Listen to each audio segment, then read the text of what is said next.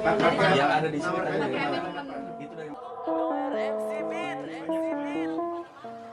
Pengen kaya punya duit sendiri, pencitraan dunia maya menjemput rezeki. Kerja rodi susah sekali, tak peduli walau itu tentang soal harga diri.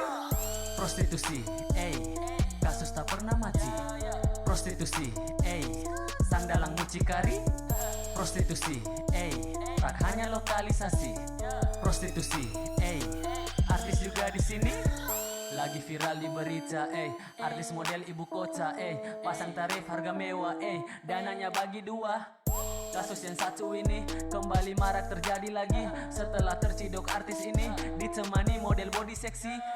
Mucikari tetap santai, masyarakat pun mengintai, minta maaf dengan santai, aibnya tersebar ramai. Transfer tunai 80 juta, pengusaha siap tempur raja, tak peduli dengan nama dosa demi si artis yang dia suka. Kaya punya duit sendiri, pencitraan dunia maya menjemput rezeki. Kerja rodi susah sekali, tak peduli walau itu tentang soal harga diri.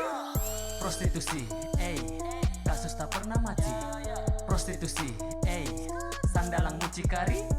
Prostitusi, tak hanya lokalisasi.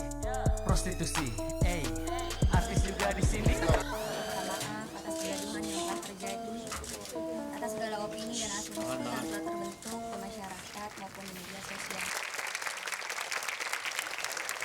Ya, kalau bicara soal prostitusi ini merupakan fenomena yang bisa dilihat atau bisa dikupas dari berbagai aspek.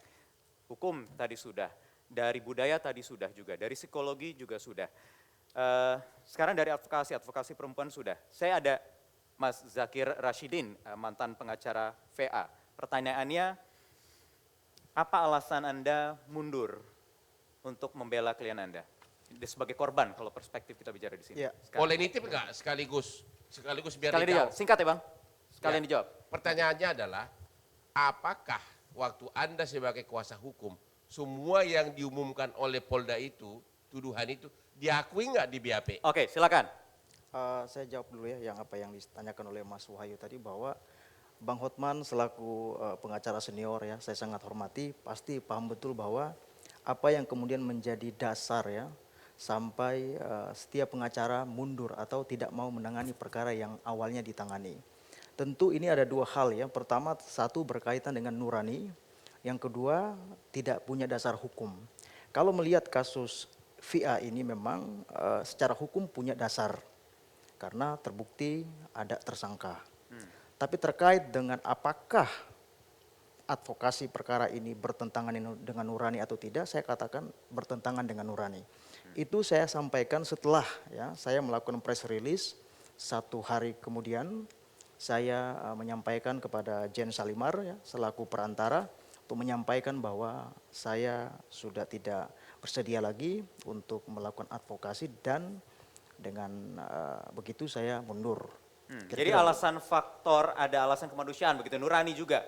Bukan karena tadi yang ditanyakan oleh Bang Hotman, karena ada mungkin PA ini tidak banyak mengakui apa yang sudah disangkakan. Atau karena Anda tahu bahwa itu semua diakui di BAP, sementara di satu pihak Anda harus ngomong lain. Jadi begini Bang Hotman, bahwa tentu saya meskipun sudah menjadi mantan, tetapi ada sisi-sisi yang memang harus saya lindungi kerahasiaannya. Jadi saya tidak mungkin mau sebut di sini. Tapi yang pasti Tapi Anda biarkanlah. di konferensi pers pernah mengatakan bahwa yang 30% itu udah masuk uangnya ke rekeningnya. Anda yang ngomong itu. Saya tidak mau masuk ke situ lagi ya, karena kapasitas saya bukan lawyernya lagi.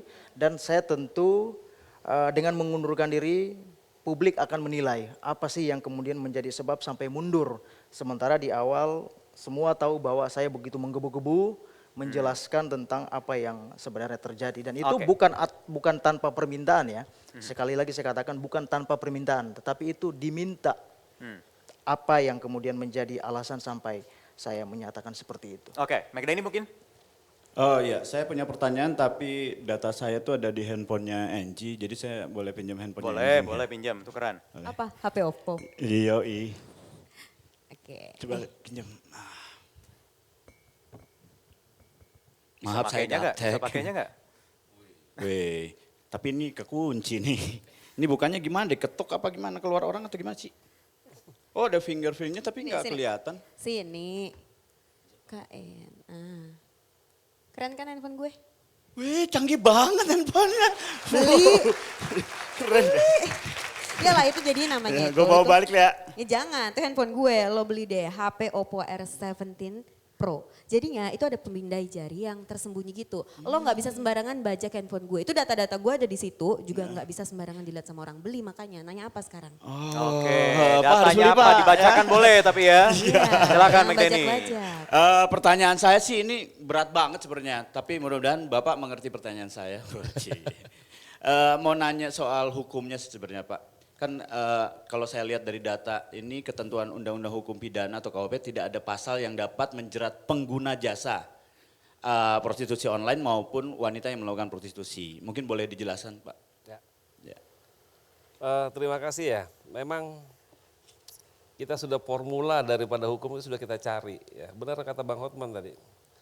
Pengguna dan pelakunya memang tidak bisa dijerat. Tetapi ada sesuatu yang harus kita juga melihat bahwa formula hukum itu kan berdinamika yang harus kita dapatkan di lapangan. Penyidikan berdinamika, dinamika penyidikan masih berlangsung artinya bahwa kita masih melakukan ini. Nah berhubungan dengan apa yang tadi yang disampaikan oleh pengacara daripada yang bersangkutan, kami ingin menegaskan bahwa apa yang terjadi itu tidaklah seperti sesuai dengan konferensi pers.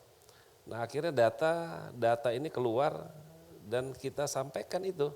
Bahwa apa yang disampaikan yang bersangkutan, bahwa yang bersangkutan tidak terlibat, biarlah nanti data yang berbicara. Nah kami juga sudah berbicara kemarin, karena ini opini sudah terbentuk sedemikian rupa, sudah ramai Mas di Surabaya ini. Surabaya ramai banget, ya salah satu pengadilan mengatakan bahwa kita tetap akan menghadirkan nantinya di sidang adalah kemudian seorang wanitanya dan penggunanya. Nah, Kok cuma seorang Pak? Kan ada 55. 55 Baik. 55 tambah per artis 10 berarti 550 cowok. Ya. Nah, nanti kita akan hadirkan itu dan menjadi sesuatu yang dihadirkan juga tengah masyarakat. Karena ini berkembang sangat luas sekali. Dan yang paling penting adalah Bapak Kapolda Jawa Timur, Irjen Pol Dr. Andes Luki Hermawan sudah menyampaikan kepada para kiai bahwa kita konsen untuk penanganan ini. Karena ini adalah menjadi juga salah satu yang dibicarakan juga di kaum pesantren dan para kiai juga membicarakan ini dan meminta pada Kapolda untuk segera menuntaskannya. Boleh masuk di situ enggak Mas? Tadi Ya, kan silakan. kita Singkat sudah, saja, singkat ya. Tadi kita diskusi bahwa apakah korban atau pelaku. Saya mau mengajak mari kita melampaui korban atau pelaku itu. Kan di satu sisi tadi Pak Frans bilang bahwa Polda Jatim ini sangat ingin untuk membongkar kasus prostitusi online ini. Nah kalau kita berangkat dari sana, ujungnya kan menurut saya pasti bukan harus ada yang ditetapkan sebagai tersangka, ditangkap, dipenjara. Ujungnya dari semua ini bukan hanya itu. Tapi bagaimana semua ini bisa terbongkar itu kan satu tujuan antara gitu. Setelah terbongkar lalu apa gitu. Nah lalu apanya ini saya mau tahu lebih jauh dari Pak Frans gitu ya. Bahwa ada pesan dari berbagai macam kiai dan lain sebagainya. Bahwa moralitas kita ingin ini semua nggak ada iya tapi apa ujungnya. Oke silakan Pak Frans. Tadi dari awal kita sudah menyampaikan ya bahwa kemana sekarang media pada saat kita membuka Kiko yang 500 itu. Kemana pada saat kita membuka prostitusi gay itu. 2018 loh baru ini 4 bulan. Kemana? Hanya berhenti di 2 hari itu saja. Tetapi ini sudah running terus sampai seminggu ini. Karena tadi saya mengatakan bahwa di dalam kasus ini ada public figure yang, mohon maaf nih, oknum public figure yang ada. Kalau seandainya Kiko yang warga negara Filipina itu yang kita bongkar 500, ini artinya bahwa memang kita membawa kasus ini pada sesuatu yang menjadi titik Polda Jawa Timur untuk membongkar ini. Bukan hanya pada kasus ini, tapi sebelumnya sudah ada. Swinger sudah kita bongkar, kemana media? Swinger loh ini, swinger belum ada yang terjadi di Jakarta Mas. Baru kita sudah bongkar 3 di Jawa Timur. Dan cukup yang sudah kita lakukan artinya di wilayah namanya dunia maya. Ingin kita sampaikan kepada seluruh publik bahwa kita konsen di sini karena memang kita melihat bahwa ini adalah suatu ancaman yang juga tidak menjadi sesuatu ancaman yang kita kesampingkan. Baik, Bang Hotman, tahan sebentar, kita masih ada satu segmen lagi. Ini kita kalau bicara soal perspektif hukum tentu tidak akan selesai. Saya ingin coba nanti ditutup di segmen terakhir ini, kita melampaui batas, melampaui kasus ini, beyond apa yang terjadi dalam kasus prostitusi online ini. Di Q&A, sesaat lagi.